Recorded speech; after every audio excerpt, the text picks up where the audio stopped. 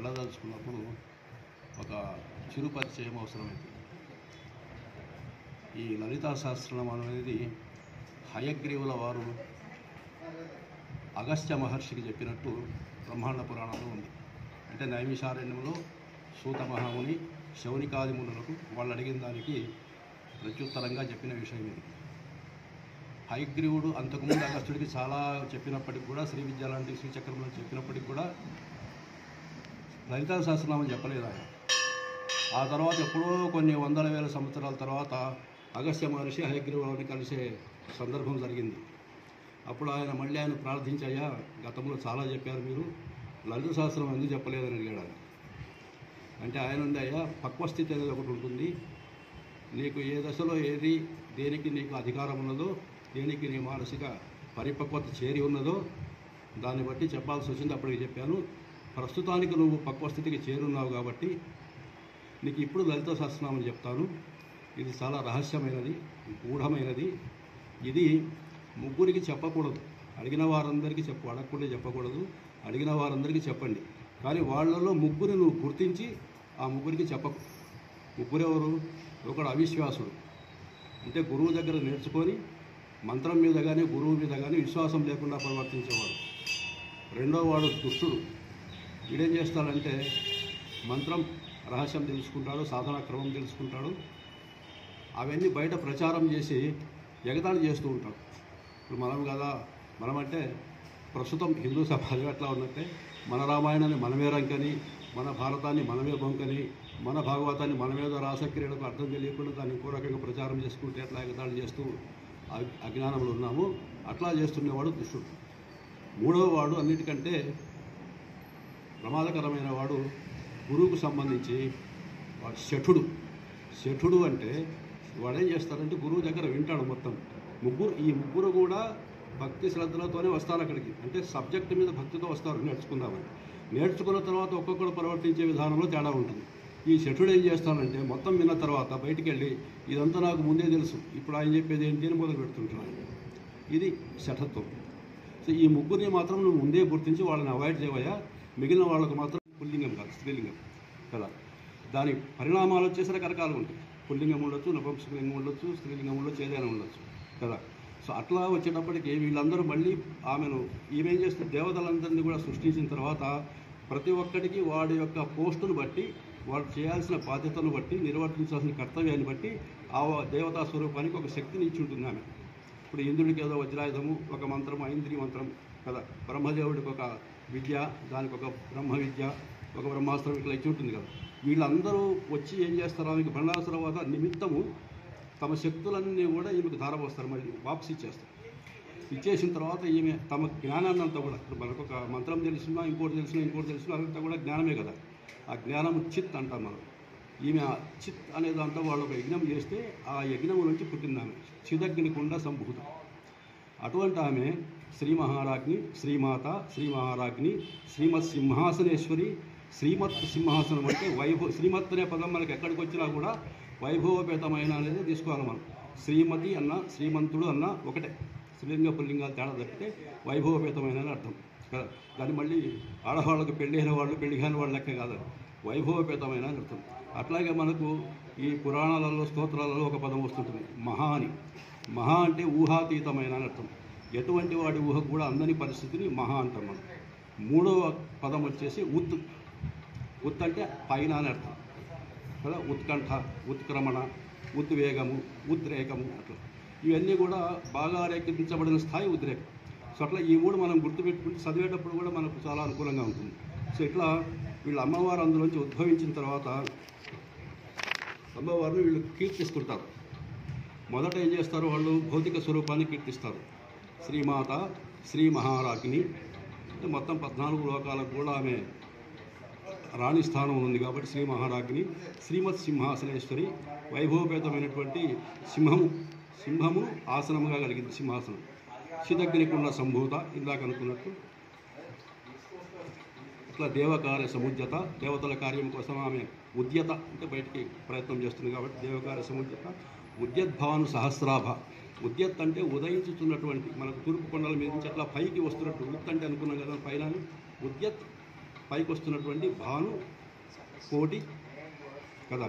కోటి అంటే ఇక్కడ మనకు 99 లక్షల పైన ఉండే అంకె కాదు, అది సంఖ్యావాచకం కాదు, సముచ్చయవాచకం. అంటే ఒక గ్రూప్ అని వాడికి ఒక 100 సార్లు చెప్పాను అంటే నిన్నటి దాకా వాడికి 99 సార్లు చెప్పాను, ఇది 100వ సార్లు అని అర్థం కాదు, అనేక సార్లు చెప్పానని అర్థం. సో అట్లా మన కోటి అన్నా లక్షన్నా శతమన్నా అదే, వందన పరశతమన్నా కదా, శతాధికమన్నా అనేకమని అర్థం.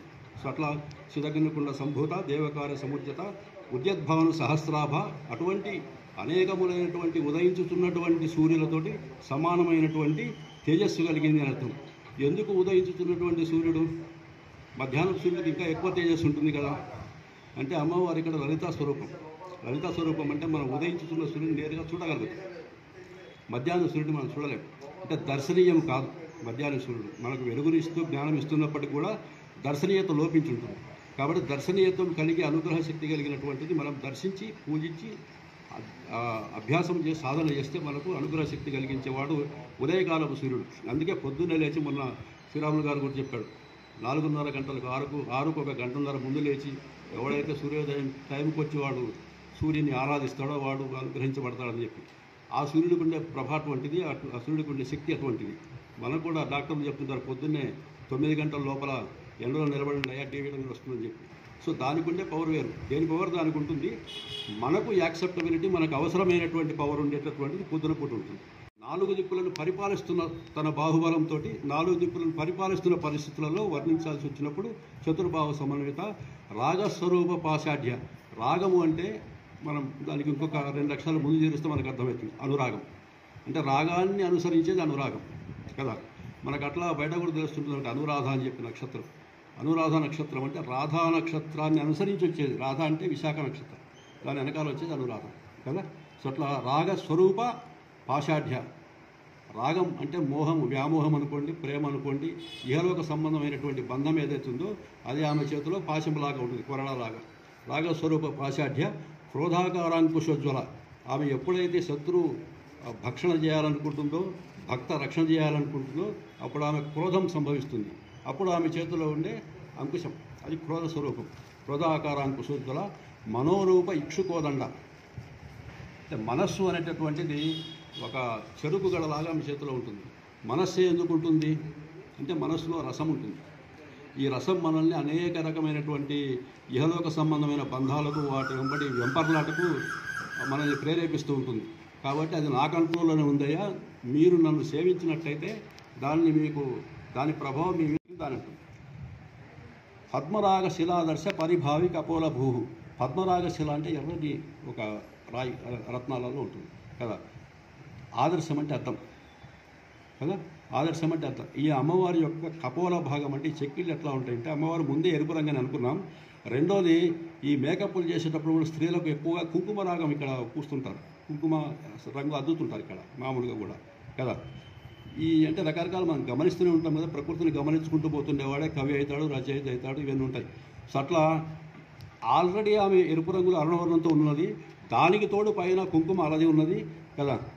ఈమె శరీరం మెరుస్తూ ఉన్నది. తర్వాత ఒక పేరు వస్తుంది లావణ్య సేవది అని చెప్పి. ఇది ఇక్కడే అవసరమవుతుంది చెప్పడం. ఇక్కడ ఏమవుతుందంటే లావణ్య సేవది అంటే, సేవది అంటే నెలవు. ఎక్కడైతే అవ్యయంగా మనకు ఒక విషయం వస్తుంటుందో బయటికి దాన్ని సేవది అంటాం. ఇంకా ముందు పోతే రససేవది అని కూడా ఉంటుంది పేరు. ఈ సేవది అంటే నెలవు అని అర్థం. అక్కడి నుంచి అది పుడుతుంటుందో గని కదా. లావణ్యం అనే శబ్దానికి ఎవరు అర్థం చెప్పలేదు, కేవలం విశ్వనాథత్రణ గారు చెప్పారు. లావణ్యం అంటే ఏంటి అంటే శరీరం నుండి మెరుపు ఏ స్థాయిలో ఉంటే దాన్ని లావణ్యం అంటారు అంటే, మనకు ఉప్పు తెలుసు కదా, లవణం. ఒక ఉప్పు రాయి గల్ల ఉంటుంది కదా, దాన్ని మనం పగలగొడితే బయట వైపు ఎట్లా ఉన్నా కూడా పగిలిన లోపలి అంతర్భాగం ఉంటుంది కదా, విపరీతంగా మెరుపు ఉంటుంది అందులో స్ఫటికంలాగా. అది తెల్లది కాబట్టి ఉప్పు, లోపల ఉండే మెరుపు తెలుపు రంగులో ఉంటుంది. రకరకాల జనాల యొక్క శరీర వర్ణాలు రకరకాలుగా ఉంటాయి కాబట్టి వాళ్ళ శరీర వర్ణ ధర్మాన్ని అనుసరించి ఈ స్థాయిలో మెరుపు ఉన్నట్లయితే దాన్ని లావణ్యం అంటాం కదా. సో అట్లా ఈ లావణ్యాన్ని అత్యధిక స్థాయిలో కలిగినటువంటి అమ్మవారు లలితా పరమేశ్వరుడు కదా.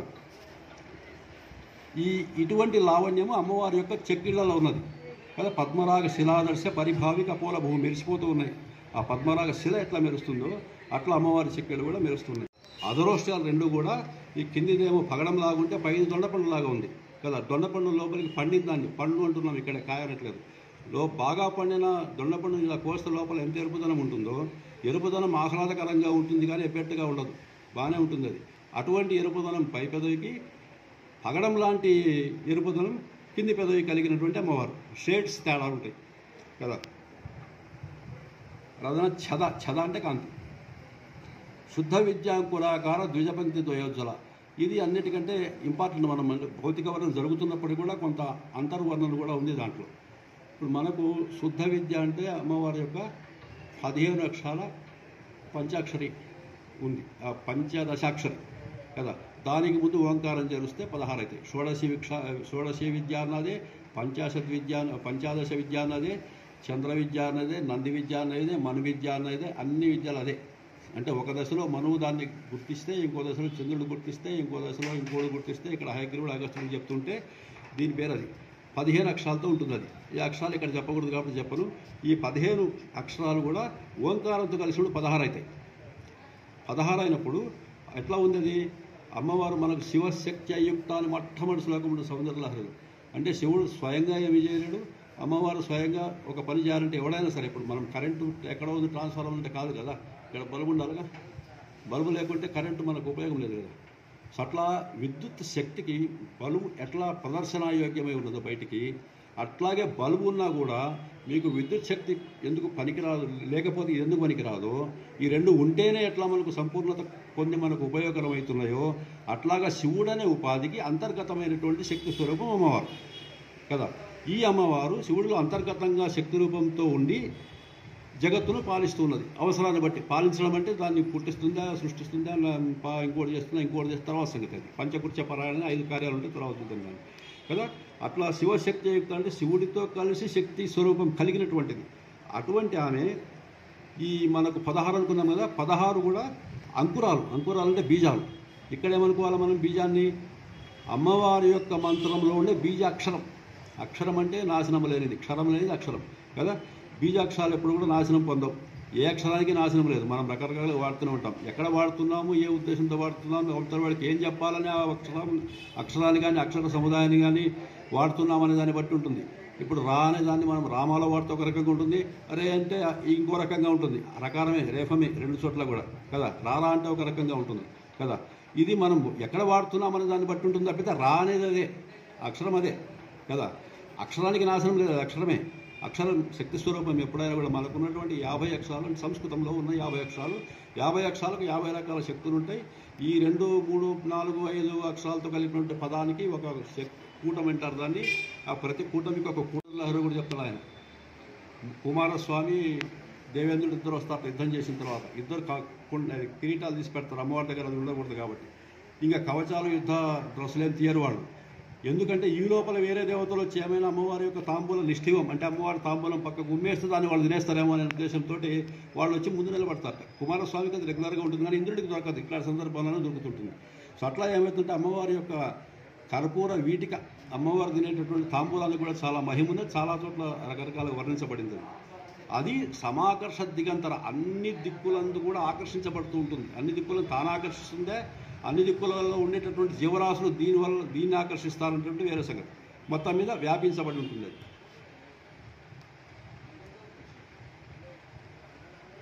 కామేశబద్ధ మాంగళ్య సూత్ర శోభిత కందర, ఇది క్లియరే కదా. కనకాంగద కేయూర కమనీయ భుజాన్విత. అంగదం అంటే ఆభరణము, కేయూరం అంటే వంకీలు అంటాం కదా, కట్టె వంకీలు అని ఇట్లా పెట్టుకుంటే ఇది కేయూరము. అంగదం అంటే భుజకీర్తి. 4 రకాల భుజకీర్తులు బంగారంతో చేసినది, అమ్మవారు ధరించినది.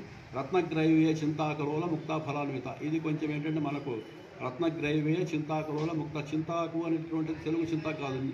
సీతమ్మకు చేసి చింతాకు పథకం అంటే చింతాకుల్లాగా ఉండేటటువంటి షేపులో అని కాదు అర్థం. చింతాకు అనేటటువంటిది ఒక రకమైన రాయి. అది తెలుగు చింతాకు కాదు, సంస్కృతం చింతాకు. చింతాకలోల అంటుంది.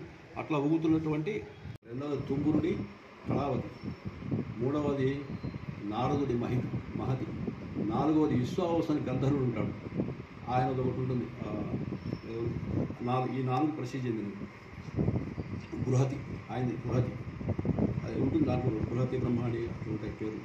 అయితే సరస్వతీదేవి అన్నిటికంటే ఉత్తమమైంది. ఆమె సరస్వతీదేవి వాగ్దేవి, ఆమె సంగీత సాహిత్యాలకు ఇన్ఛార్జి, ఆమె వాయిస్తుంటుంది అమ్మవారి గుణగానం చేస్తూ. ఈ లోపల అమ్మవారు సభాప్రవేశం చేసి అందరూ బాగున్నారా అని 2 మాటలు పలుకుతుంది, 2 పదాలు పలుకుతుంది. అమ్మవారి స్వరములో ఉన్న మాధుర్యానికి సరస్వతీదేవి నేను నా గానము నా వాయిద్యము అన్నీ కూడా చిన్నపోయిన పనికిరావని చెప్పి ఏం చేస్తున్నామే ఈ సోదరులు పాలిస్తుంది. భర్తృతం అంటే భర్త అంటే భరించడం, భర్త అన్న భార్య అన్న భరించడమే. ఇది పురుషులకు చెప్పేది, స్త్రీలకు చెప్పేది, రెండు కూడా అదే. భార్య అంటే భరించబడ్డది కాదు. ఆమె భర్తను భరిస్తే ఈయన భార్యను భరిస్తాడు అంతే. స్త్రీ పుల్లింగా తేడా తప్పితే రెండో ఒకటే. ఆమె ఎప్పటిదాకా భరిస్తున్నటువంటి ఆ వీణను తీసి పక్కకు పెట్టి దాని మీద పై ఇది ఉంటుంది కదా, తీసుకప్పుతుంది, దానికి పనికిరాదని చెప్పింది. అంటే ఎవరికి చూపించడానికి కూడా సిగ్గుపడుతుంది. ఇప్పటిదాకా దీని మీద వాయించాలని చూపించడానికి సిగ్గుపడి ఆ చోళి అంటాం కదా, ఆ చోళితో అలాగే ఉంటుంది, పదం కూడా అలాగే ఉంటుంది, ఆ చోళితో కప్పేస్తుంది దాన్ని. అది వినిర్భర్తిత కచ్చపి.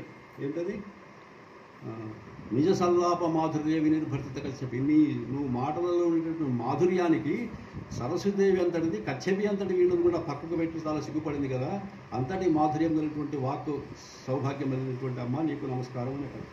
సో తర్వాత రత్న గ్రీవం అంటే మెడ, గ్రీవంలో ఉండే ఆభరణం గ్రైవేయము. మనకు కూడా తెలుగు ఉంది కదా, నెక్లెస్. కామేశ్వర ప్రేమరత్నం అని ఇది అమ్మవారి యొక్క భౌతిక ఇది వర్ణిస్తున్నాడు. కామేశ్వర ప్రేమరత్నం అని ప్రతిఫలస్తని, ఆయన యొక్క ప్రేమకు ప్రతిఫలంగా అమ్మవారు తన స్తనాలంటే ఏదైతే లోక పోషణ భారాన్ని వహిస్తున్నాయో, ఏదైతే లోక ఏమంటారు దాన్ని సౌఖ్యం కోసం అంటే వాళ్ళ యొక్క సంగీత సాహిత్యాలను వహించిన సరస్వతి స్థానద్వయం అంటాం కదా, వాళ్ళ యొక్క ఆనందం కోసం, వాళ్ళ యొక్క విజ్ఞానం కోసం ఉపయోగించేటటువంటివి, ఉపయోగపడేవి, వీళ్ళ పోషణకు అవసరమైనటువంటివి అయినటువంటి అమ్మవారు తన స్థలాలను ఈశ్వరుడికి ఆ ప్రేమకు ప్రతిఫలంగా అర్పించినాము. అట్లా నాభ్యాలవాడి రోమాల లతాఫలకు చెప్పాయి. నాభి ఆలవాలం అంటే పాదు, నాభి పాదుగా ఈ పైకి అట్లా రోమాలి అంటే ఒక నూగారు మాదిరి పైకి వచ్చిందాము. దానికి పూచిన పండ్లలాగా అమ్మవారి యొక్క స్థనాలు ఉన్నాయి. అంటే దీనికి ఆలవాలం అంటే అమ్మవారి యొక్క అనురాగం, అమ్మవారి యొక్క హృదయం. అట్లా మనం ఈ రకంగా అర్థం చేసుకుంటూ పోతున్నారు. ఈ భౌతిక వర్ణన అట్లాగే చేస్తుంటారు వాళ్ళు. తాత్విక వర్ణన చేసేటప్పుడు అది అన్వయంతో సమ్మిళితమై మనకు విషయం బోధపడుతుంటుంది తప్పితే బయటికి చూస్తే అమ్మవారి యొక్క ఉరువులు, అమ్మవారి యొక్క జానువులు, జంగికలు, స్థనాలు, నడుములు ఇట్లా కనపడుతుంది. మన విషయం అది కాదు. కాలి యొక్క వేళ్ళ యొక్క గోళ్ళు ఇక్కడ పాదాల వర్ణన దాకా వచ్చింది కాబట్టి చేతి వేళ్ళు అనుకునే దానికి లేదు. నఖ ధీదితి అంటే వాటి కాంతులతోటి సంచన్న నమజ్జన తమోగుణ. నమజ్జన అంటే నమస్కరించినటువంటి జనాల యొక్క, తమోగుణం అంటే అంధకారం, అజ్ఞానాంధకారాన్ని, సంచన్నం అంటే కప్పివేస్తుంది. ఆ అంధకారాన్ని తన కాంతితో కప్పివేయగలిగినటువంటి పాదాల గోళ్ళు కలిగినటువంటిది అమ్మవారిని. అంటే అమ్మవారి యొక్క గోళ్ళ కాంతి మన మీద పరిచేసాలు మనకున్నటువంటి అజ్ఞానాంధకారం పడాపంచలైపోతుంది. ఇది దాని అర్థం, పిండితార్థం. శక్తి స్వరూపిణిని అమ్మవారు హర్షించింది, దాని అర్థం అదే. నిత్యా పరాక్రమోటోకు నిరీక్షణ సముత్సుక. అమ్మవారి యొక్క మరొక శక్తి స్వరూపమైన నిత్యాదేవి, ఆమె యొక్క పరాక్రమాన్ని కూడా అమ్మవారు ఉత్సాహపరిచింది. భండపుత్ర ఉదోద్యుక్త బాలా విక్రమనందిత. భండాసురుడి యొక్క పుత్రులను వధించడానికి ఉద్యుక్తురాలైనటువంటి బాలాదేవి యొక్క విక్రమాన్ని కూడా వందిత అంటే అభివందించింది అన్నట్టు. మంత్రిని అమ్మ విరసిత విషంగతోషిత. ఈ విషంగుడు విశృంఖుడు అనే వాళ్ళిద్దరు కూడా భండాసురుడు యొక్క కుడి ఎడమ భుజాల నుంచి పుడతారు. వాళ్ళిద్దరు ఒక రకంగా ఆయన పుత్రుల కింద లెక్క. సో ఈ విశృంఖుడిని ఒక ఆమె, విషంగుడిని ఒక ఆమె చంపేస్తారు. ఈ వారాహి, విశృంఖ ప్రాణహన వారాహి, తర్వాత మంత్రిని అమ్మ అంటే శ్యామలాదేవి, విషంగవధ. విషంగవధ తోషిత అంటే సంతోషించిందని అర్థం. వీర్యనందిత అంటే ఆ యొక్క పరాక్రమాన్ని అభినందించిందని అర్థం కదా. కామేశ్వర ముఖాలోక కల్పిత శ్రీ గణేశుడు ఇక్కడ వివరణ అవసరం. ఇక్కడ ఏమవుతుందంటే పక్కన ఈమె కామేశ్వరుడు, పక్కన కామేశ్వరుడు ఉన్నాడు. యుద్ధం ఈమె చేస్తున్నది. స్మరణ మాత్రం చేత ఆయన కనపడతాడు. కనపడంగానే ఇక్కడ ఏమైనా యుద్ధంలో బండాసుడు ఒక్కడే మిగిలాడు. ఆయన యొక్క సంతానం పోయింది, వీళ్ళిద్దరు విశృంఖుడు పోయినాడు, ఆ బాలానామ చంపేసి సైన్యం మొత్తం అనేది ఒక్కడే నడుపు. ఈ ఒక్కడిని చంపాలి, వీడు వరపుకి. వీడు చంపాలంటే చాలా పెద్ద యుద్ధం అవసరమవుతుంది. వాడికి లేని వరం లేదు. వాడేం చేసిన సర్వ విఘ్నాస్త్రం వేసిన. అంటే ప్రపంచంలో ఎన్ని రకాల విఘ్నాలు ఉంటాయో ఆ విఘ్నాలన్నీ ఇక్కడ కలగాలి. అంటే అమ్మవారికి ఏ రకమైన మంత్రం స్ఫురించకూడదు, ఒక అస్త్రం వేయాలంటే.